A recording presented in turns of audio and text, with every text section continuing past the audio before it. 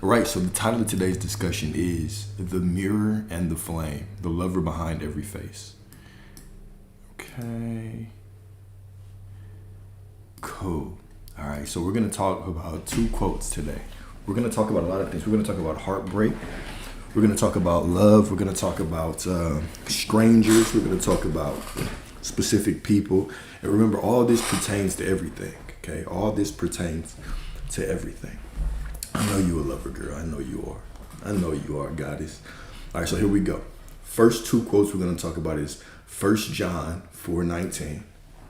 All right, 1 John 4:19, and then a quote from Rumi. So the first quote is, "We love because he first loved us." We love because he first loved us. We have the capacity to love because Source loves us enough to create himself in these divine vessels that we can experience ourselves through our own unfolding. All right, so let's talk about this. Right? Love did not begin with you, nor will it end with you. It is the pulse of God moving through all things, the original breath that spoke creation into being. Before you ever learned how to give affection, you were already the expression of it. Before you received these different instructions on real men do this and real women do this, before you started to have these preferences of what you want from the opposite gender, you were already love. Okay, before Abraham was, I am. Before you had an identity, before you identified that this was right, this was wrong, this is what I want, this is what I don't want, you were pure love. So part of that journey of going back to the remembrance of who we are is getting away from all those labels and just realizing, okay, I am love.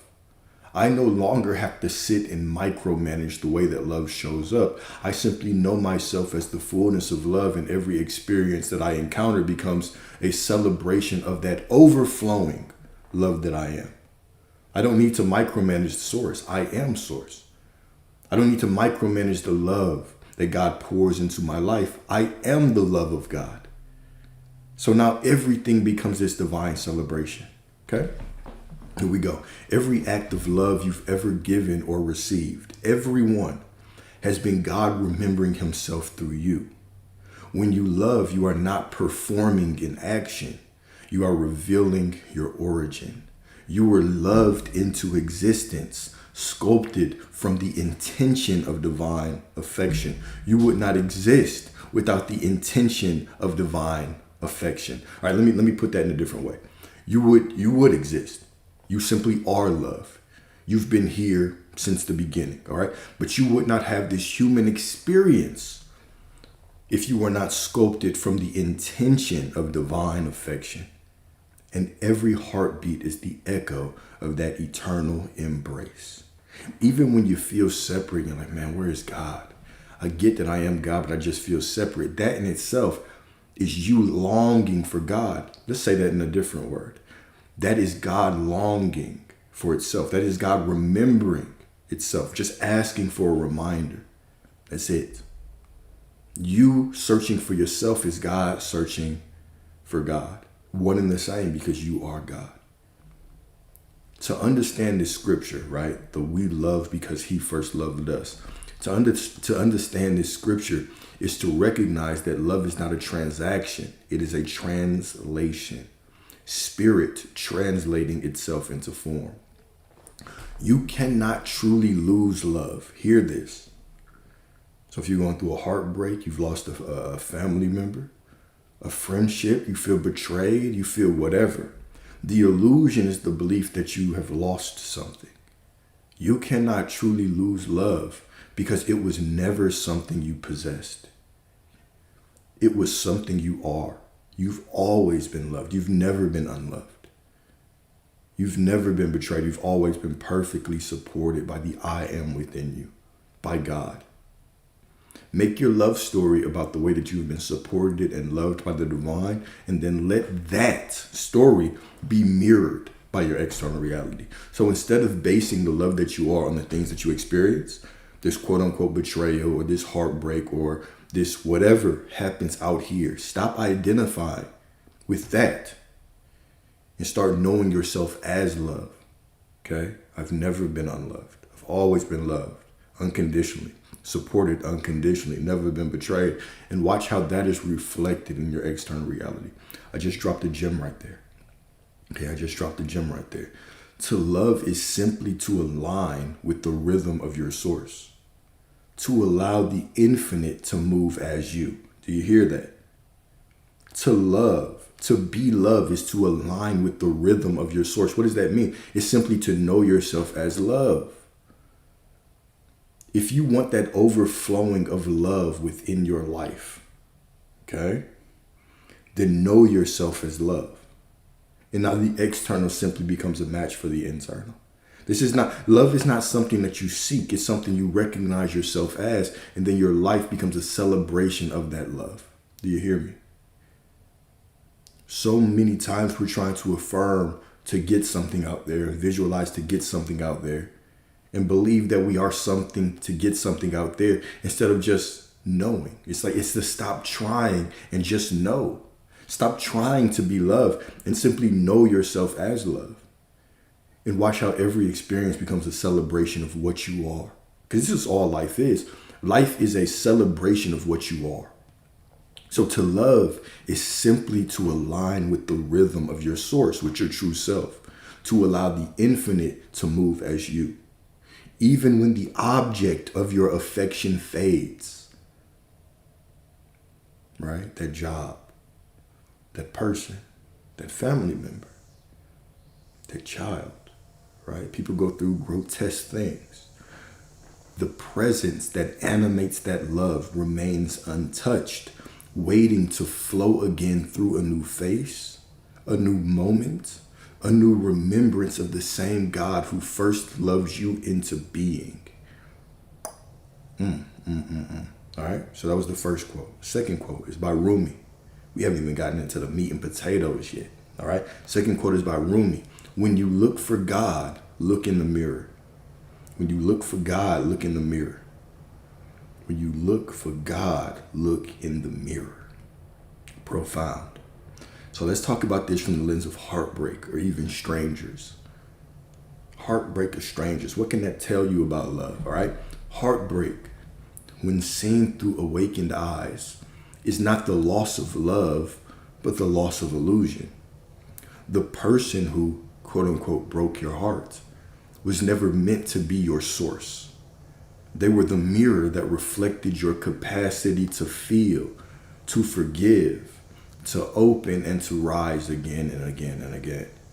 When they left, the mirror did not vanish. Reality is your mirror. It simply turned inward. The divine stands quietly behind every experience of longing, of desire, of want. Even you can call it lack if you want. It's all the same. All right? Asking, will you see me even here beneath the ache? God is omnipresent. Even in those times of quote unquote heartbreak, hurt, loss, betrayal, lack, God stands beneath that saying, do you still see me here? The ache that you have, the desire that you have for this person is simply the desire that you have to remember yourself as the source of love. It's all love. Okay, it's all love. All right. Here we go. When they left, the mirror did not vanish. It simply turned inward. To look in the mirror after heartbreak is to realize that the love you sought in another was your own reflection all along, waiting for recognition beneath the disguise of desire. The desire you believe that you have for someone else is simply the desire on a soul level for you, for God, to know itself as love. You don't need that other person to make you whole or to remind you that you are loved. But they're a celebration of the love that you already are. Okay? Let me say this in a more triggering way. Okay? Let me say this in a more triggering way. Oftentimes, the unfavorable conditions that play out with our loved ones are simply a mirror of the lack that we pretend to be in. The lack of love that we pretend to experience, that we pretend to be. It's outpictured. When you know yourself as love, every situation becomes a celebration of it. You walk around and believe everybody is your soulmate, because they are. Don't let that go over your head. When you know yourself as love, you walk around and love, the overflowing of love that you are becomes a celebration. There's no lack of love. It's all love. There's only love. There's no lack of it. So every single encounter becomes a celebration of the love that I am. Everyone becomes my soulmate. You can connect with everybody on a soul level. Okay? So here we go. And when you meet a stranger, the same truth greets you again. The eyes that glance your way in passing are not unfamiliar. They are fragments of the same eternal consciousness wearing different masks. Each encounter, right? Each encounter, tender, right? Those moments where you meet somebody, you say, wow, I'd have known you. This is my dog, I've known you. Or when you meet a beautiful woman, you say, man, we must have known each other in a past life, right? That is simply a way, on a soul level, you saying, I see the divinity in you. I see myself within you. I see the reflection of the love that I am within you. That's it. Okay? That is it. Each encounter is God testing whether you can still recognize him in unfamiliar form. All right? The stranger's smile, the lover's departure, the friend's betrayal. Each is a mirror revealing another angle of your own divinity. Look closely and you will see that God never left you. He simply keeps showing up in new faces, asking, can you see me now? Right? This is the case with life as a whole. Is every single situation that you're in is simply God. It's all God. It's all love. Looking at you and saying, can't you see me even here? Even here, do you perceive me? All right? So let's get into this further. All right? The divine reflection. Every face you have ever loved was a mirror. Every heartbreak was a polishing of the glass. You were not seeking a person. You were seeking your reflection in their eyes. The love that you seek is the love that you are. The money you seek, the prosperity you seek is the prosperity that you are. You're not necessarily looking for someone else. You can't be, because it's all you. You are simply looking to enjoy the love that you already are. And when you accept who you are, now that love can flow through you to you. Remember, it's all flowing through you to you. You're not attracting anything from out there. You're standing in the knowing of who you are, of what you are, and you're allowing these things to flow through you so you can experience them in your reality. That's it, okay? You have never been chasing another soul. For the sake of these discussions, right? When we're in this realm, it doesn't even do you any good to believe that there's any other souls. It doesn't even do you any good from when we talk about this from perspective of unity, consciousness, oneness. It does no good for you to believe that there's only one soulmate for you. If you can choose infinite versions of every single person, what good does it do you to walk around believing that there's only one soulmate in this world who, if you're fortunate enough, they will show up perfectly for you? It does you no good. When you see through the eyes of unity, of oneness, when you know it's all consciousness, it's all love, who isn't a soulmate? Let me ask this kind of question, okay? Before you woke up, let's say that you went through a heartbreak. And in that heartbreak, you started to look at manifestation content. Right? You started trying to figure out how to manifest this specific person. It sent you down a rabbit hole. You started to understand that you are one with Source. In the beginning of that breakup, you might have sat there and you might have said, God, why are you doing this to me? But you were pushed down this divine path. And then later on, after you have gotten to a certain point, you meet another person and you say, my goodness, I'm so grateful I went through these things because now I have you. Which person, which soul is more divine? Which one is more the soulmate? The one that pushed you down this journey or the one you end up with? Which one? Which one is more important in your story? When we start seeing through the eyes of oneness, we realize everyone plays a divine role in the unfolding. Who doesn't play a divine role in your unfolding? Everyone's divine. It's all love. It's all divine. It's all perfect. Life always just takes care of itself. God can take care of itself, and God is all that there is. And you, as God, give yourself this individual perspective so you can be at the center of yourself and experience the love that you are. There's nothing to focus on out there. It all takes care of itself. The only thing for you to remember is that you are love. You are prosperity. You are the joy. You are the peace. You are the divinity. You are the purpose. You are everything. And from that knowing in the center of your reality, all those things flow through you. Everything rearranges to show you who you are. Divine. Okay? Divine. All right. So love in its purest essence is God recognizing himself through form. That's it. Love in its purest essence is simply you, God, your existence, your breath. Your heart beating is proof of the love that you are. And when you know yourself as this love, when you simply exist in this love, now everything flows to you. All right? So for now, we see through a dark glass. Oh, wait. I almost said that wrong. Let me slow my ass down. Okay? Let me slow my ass down. For now, we see through a glass darkly. Okay? This is a quote from Paul in Scripture. Matter of fact, let me get the exact quote. Let me get the exact verse, because I love this verse. All right, 1 Corinthians 13:12. All right, let's get it. All right, 1 Corinthians 13:12. All right, it's written by Paul. For now we see through a glass. All right, written by Paul. That was insane for me to say. All right. 1 Corinthians 13:12. For now we see through a glass darkly, but then face to face. Okay. Now, what does that mean?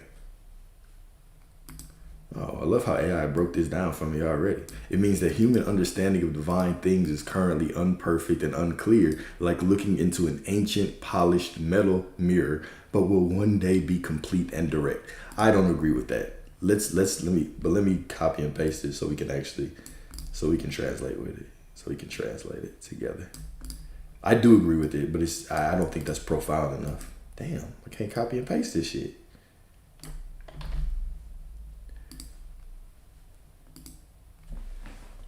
All right, here we go. Verse 13:12. For now we see through a glass darkly, but then face to face.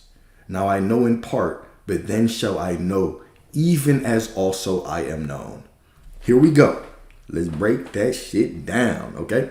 So for now we see through a glass darkly. This is the human experience. This is the human experience seen through the eye of separation. When we worship the illusion of separation, right? We walk through life and we believe that we are separate. So the mirror, I want you to think of the glass darkly, okay? We see through a glass. What is this glass that we see through? It's our physical reality. Okay, so we're all walking through life and we're seeing through this glass or this mirror. Physical reality is this mirror. Okay? Physical reality is this mirror. And when we are seeing this mirror through the eyes of separation, me here, you there. Me here, the one that broke my heart out there. Me here, the money that I seek somewhere in the future, somewhere out there. The glass is always dark. It's dimly lit. But when I see through the eyes of oneness, of unity, everything becomes divine. I see clearly. This is what this means. All right? So it's not that one day it will be complete and direct, because in this kind of AI definition, that gives the illusion that if you go through time and you heal enough or strive enough, then one day God's plan will be perfectly revealed. God's plan is already perfectly revealed to you in your desires, which are already promises. It's already revealed. This is simply a stepping stone to it, what you see right here. But when you see life through unity, oneness, it's all for me. Everybody is me. There's only me. I am prosperity. I am love. I accept the desires of my heart as just part of me, as part of God wanting to experience things through this individualized perspective. Now I see things clearly. It's all perfect. It's all love. That's what it means. There's nothing in the future to look for. Okay, this is what it means. So here we go. Every lover, every stranger is that face. Every gaze you have ever held, every gaze you have ever held is the divine whispering, behold, this too is me. I know. Sometimes they can be difficult for us to really grasp. Everybody, Alex, are you sure about that? Everybody is divine. Everybody is God. Without exception. Even this person, even that person. Even the one who does this, even that. No exceptions. No exceptions. Okay? So number 2, the game of divine disguise. The game of divine disguise. Okay? God hides within the faces of those you adore so that you may rediscover yourself. Here's a thing that I want you to do, okay? The next time that you are interacting with somebody, whether it's somebody that you love, somebody that you don't like, matter of fact, if it's your pet, okay? I want you to think about how you identify them. Okay, you might identify them as your dog, or your sister, or your mother, someone who annoys you in certain times, someone who lifts you up at certain times, right? An SP, somebody who betrays you at certain times. I want you to look at them and become aware of the labels. And then I want you to drop the labels and just see them as God. Just see them as a reflection of you. And watch how automatically you become closer to them. Watch how automatically you feel closer and more connected to them. Automatically. Because it's our labels that we put on things that forms this boundary or this border that keeps those things separate. When we talk about the ego, okay, the ego gives you an individualized perspective of life.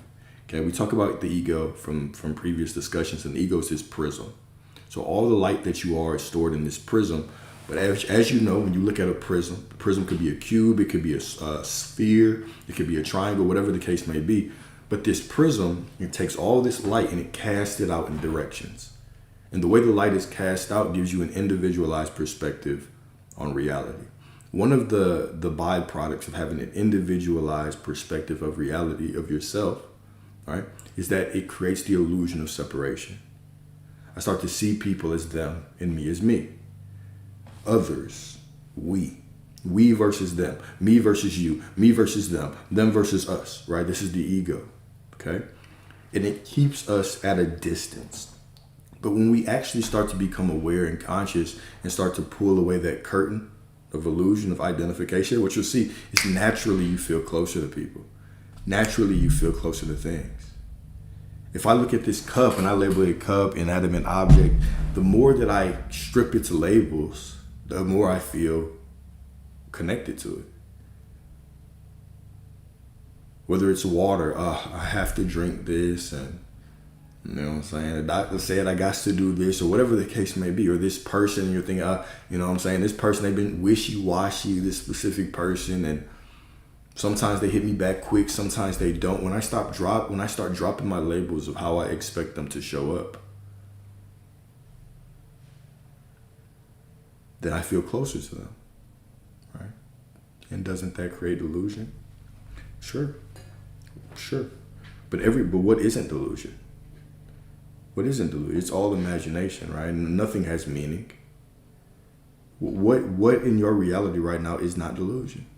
Me walking in and saying it's all gonna work out. Delusion. Me walking in and saying, bro, it's just not working out. Delusion. Either way, it's a story in my mind. Me saying this person is divine and perfect. Delusion. Me saying this person is a piece of shit. Delusion. It's all the story that I'm making up. But the stories that I tell about things are how those things show up. Either way, it's delusion, right? We tend to think of delusion as something that's quote unquote negative. Positive. We hear you're gonna feel closer to this person. It's delusion. I wanna stay separate. No, it can't be. That can't be right. But it is. Because you say so, it is. Right? We think of delusion or imagination as this fairy tale thing. No, that's just creation. Storytelling is just creation. There's nothing in your life that you experience that does not have your story attached to it. Your story is reality. There's nothing delusional about it. All right, and I want to hit that point because it's very important. I mean, that's a common question. I used to have that question too. Like, what you mean see them as God? That's delusional, Alex. Until people started magically showing up different. Until they started reflecting the perfection that I am. Until all of these people started showing up more loving and surprised me with different ways that they reflected God to me. Simply by me knowing myself as God and me knowing that I'm connected to everything. Okay? And that, absolutely, we are all just vessels of spirit. That's it. We are all mere vessels of spirit. And how are you supposed to remove emotions from that? Who says you are? Who says you have to remove emotions? Emotion is part of your human experience. You don't have to remove any emotions. That's assuming that you have to do something to get something. You don't have to remove any of that. Okay? You simply have to know who you are as source, connected to everyone. That's it. Okay?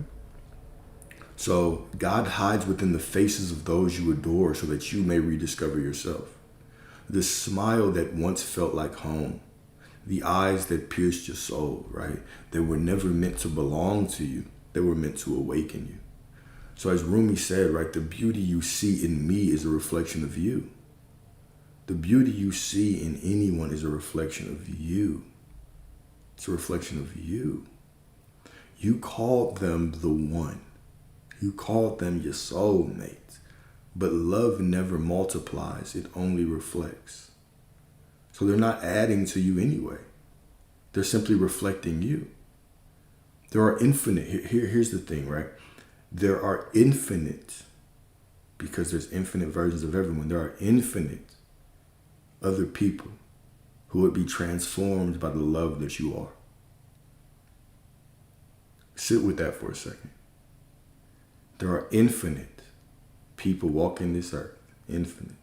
But there's only 8 billion. There's infinite people walking this earth that will be transformed by the love that you are. Infinite. There's no shortage. There's no lack. Let me make it a little bit more realistic for you.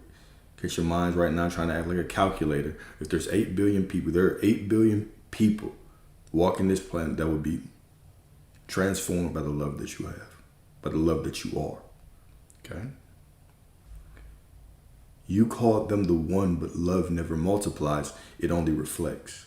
It bends light through different bodies, accents, and timelines until you learn to recognize the same presence beneath them all. Oh. Ooh-wee. All right. Number 3, the holy fire of heartbreak. Heartbreak is not punishment, it is purification. It is the fire that consumes the illusion that love lives somewhere outside of you. It is the fire that consumes the illusion that love lives somewhere outside of you. Sit with that. Sit with that, right? Because this is important for you to know on that specific person manifesting journey. This is a gem right here, okay? I just dropped a major gem. Heartbreak is not punishment, it is purification. It is the fire that consumes the illusion that love lives somewhere outside of you. Okay? The love or the intimacy or the closeness that you seek with another is simply God seeking closeness with itself. It's you truly seeking closeness to yourself. But the more you keep looking for it outside of you, the more you run into hurdles and speed bumps and walls. Because it doesn't live there. There's nothing out there. There's only you. And so the more you recognize yourself as love, the more all of your life experiences become a celebration of the overflowing love that you are. But when you continue to look for love out there,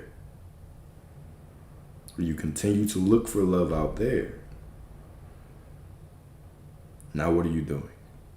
Waiting for that validation out there, needing somebody to show up differently. It's not a celebration. That simply becomes you trying to change the mirror. You standing in front of the mirror and shouting at your reflection to change its clothes. Validate me. Show me that I'm worth it. but you already are. Okay, but you already are. In that burning, right? In the burning of heartbreak, the false self dies and the true self is revealed. Right? So the apostle, I think it was Paul that said this, right? Do not be conformed to this world, but be transformed by the renewing of your mind. Okay, I mean, we can't get more clear than that. Stop trying to alter yourself to the world and be transformed by the renewing of your mind, the remembrance that you are already everything. Stop getting beat up or slapped around by the external reality and realize that you are love and let the love that you are flow to you. When the mind clings, love breaks it open. When the heart seeks, love empties it.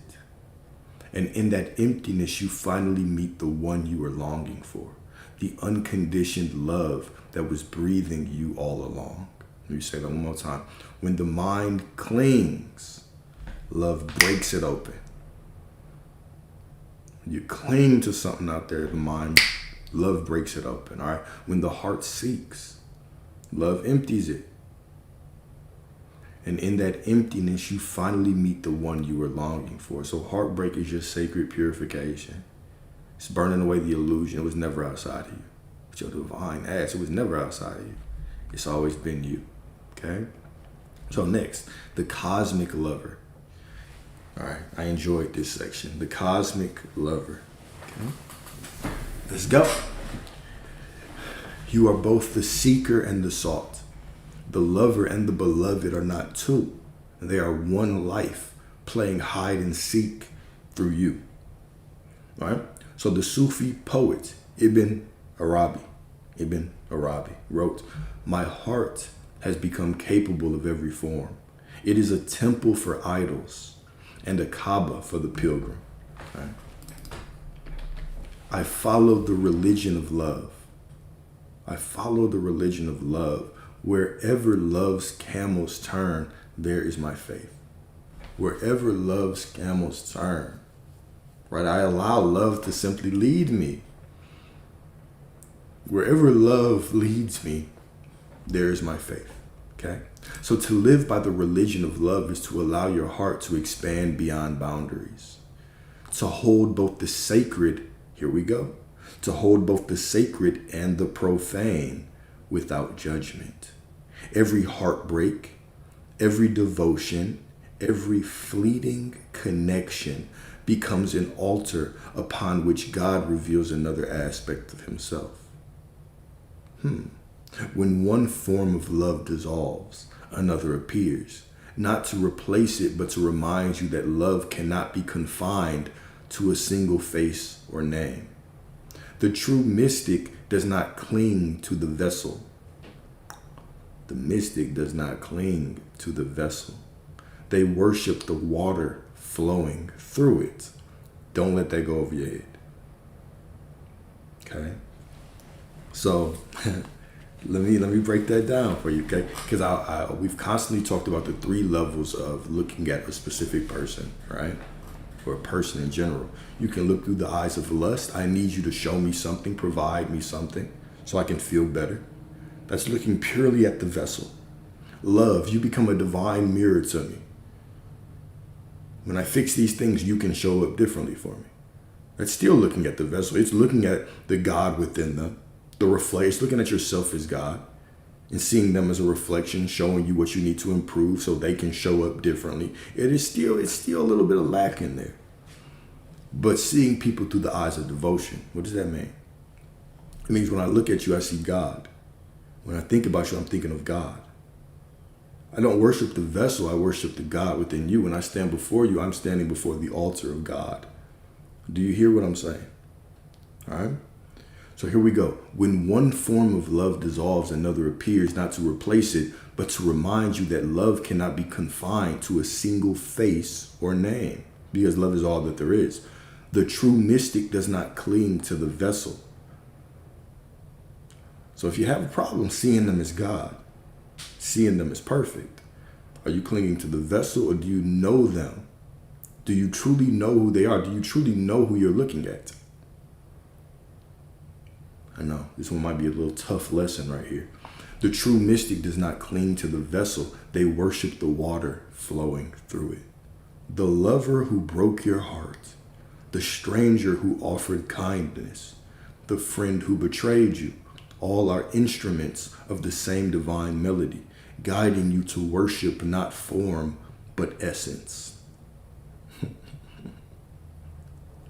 In this state, your heart becomes vast enough to hold every contradiction, every joy, every sorrow, every gain, every loss, every union, every separation without closing.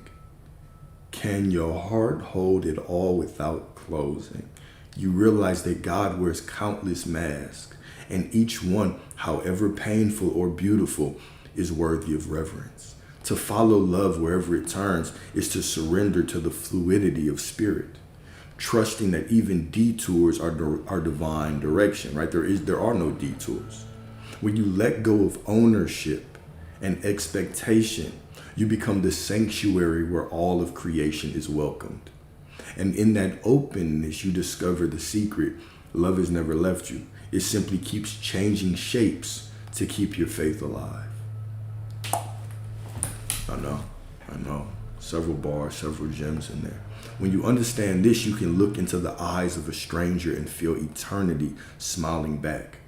The beggar and the king, the ex-lover and the one who betrayed you, all carry the same spark.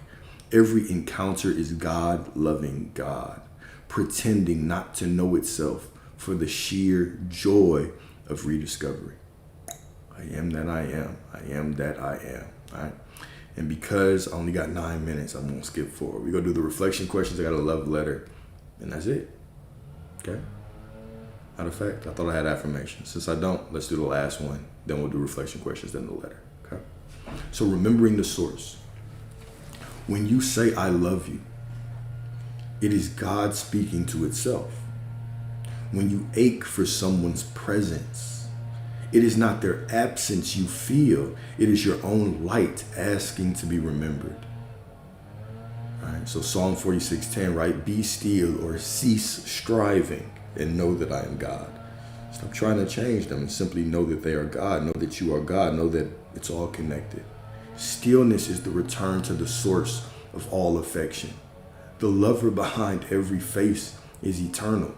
Every form you adore will fade. Every form you adore will fade when you worship the vessel. But the love that adores will remain untouched, infinite, whole. You are not the one who loves, you are love itself. Okay, there was another gem there. And if it clicked, it clicked. But I'm gonna explain a little bit more, all right? Every form you adore will fade. Every vessel carrying that divine spark of God will fade.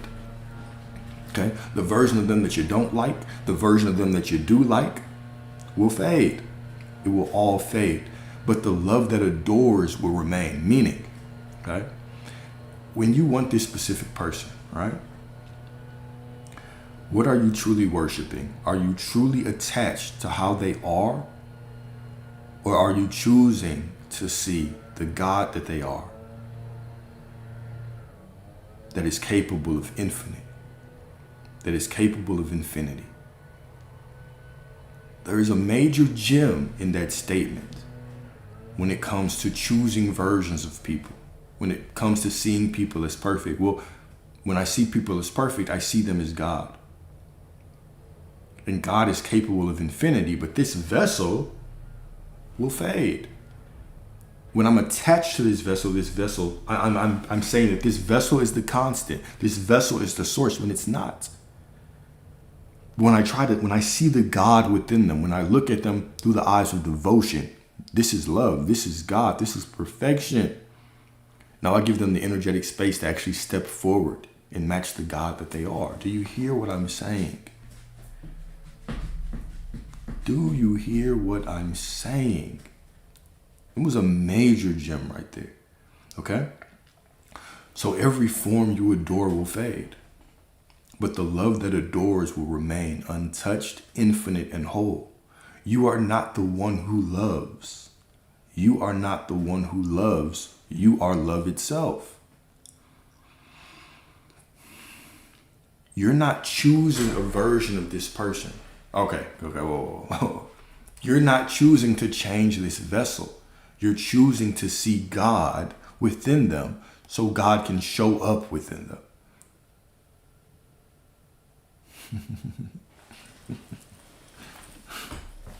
That wasn't clear enough.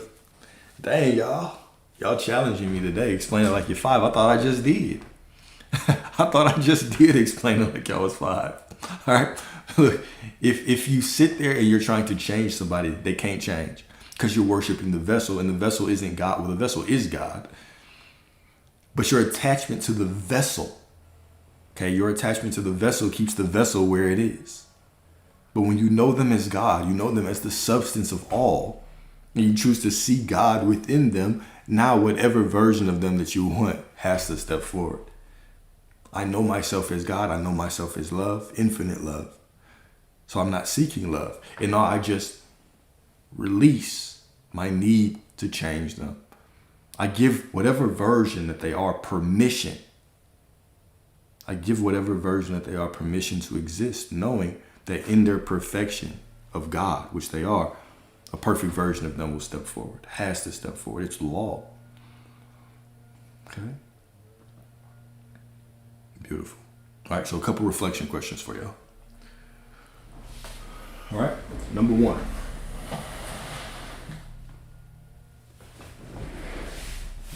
Number one. Who was the last person through whom God reminded you of your own beauty? Who was the last person through whom God reminded you of your own beauty? Could it be your child? Could have been a parent?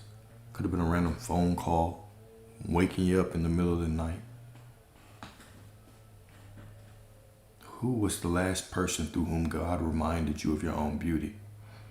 Now, here's the paradox in this question, okay? Everyone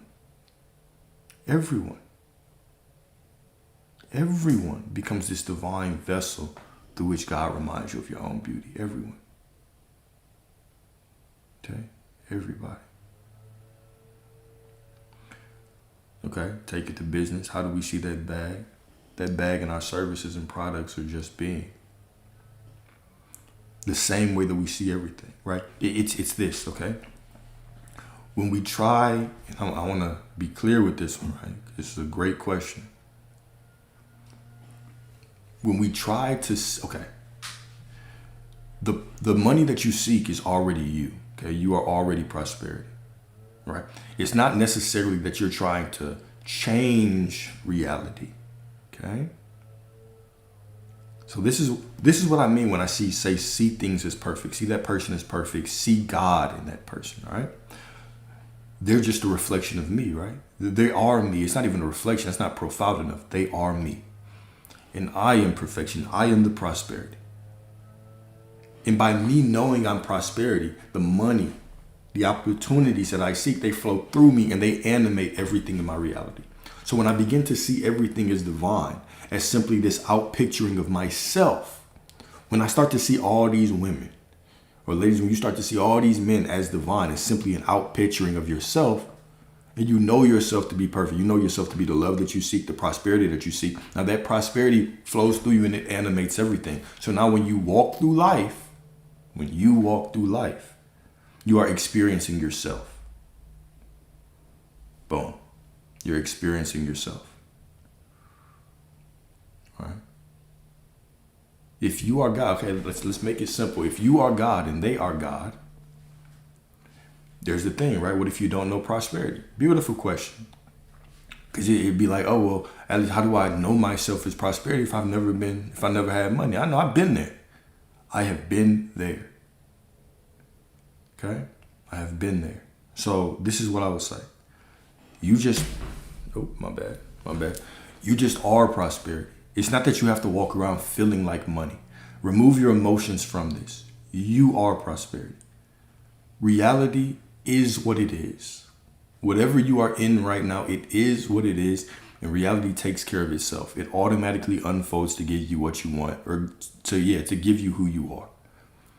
You knowing yourself as prosperity is just knowing that you are source. You are the source of prosperity. Yeah. If you've known yourself as lack, as somebody who does not get money, now you just know yourself as prosperity. And prosperity equals whatever you want it to mean, right? It means money flows to you. It means opportunity flows to you. It means things just show up. It means it does not mean that things automatically just change out there. It means you see things different. What it is what it is. But who I am is now who I am. And now my focus is on me and my prosperity. I am a vessel of God. And I know that as I walk through life, every step that I take, that prosperity flows through me. It animates everything, and then it flows to me. Okay. So it's 11 o'clock, y'all. Got to jump off. But I'm going to give y'all a couple more minutes. I'm going to finish off this letter. I'm going to finish off this letter. And then I'm going to sign off. But I'll be back on probably this evening. Okay. So here we go. My beloved self, do not curse the ache that once brought you to your knees. The ache was not the absence of love. It was its presence too vast to be contained in one form. Heartbreak was never proof of loss. It was proof that your heart was alive enough to be broken open, wide enough to taste eternity. The tears that fell were baptismal waters, cleansing you of illusion, washing away the belief that love could ever belong to another. Each fragment of pain was a holy shard of the mirror, returning you to the realization that there was never a them and a you. Only God gazing upon God through the fragile veil of form. What you called an ending was a revelation. Every closing door was an invitation to step through the one that leads inward. Every silence from the person you longed for was the universe whispering, "Can you hear me now?" without the echo of another's voice. Remember, the flame that burns you was not cruelty, it was consecration.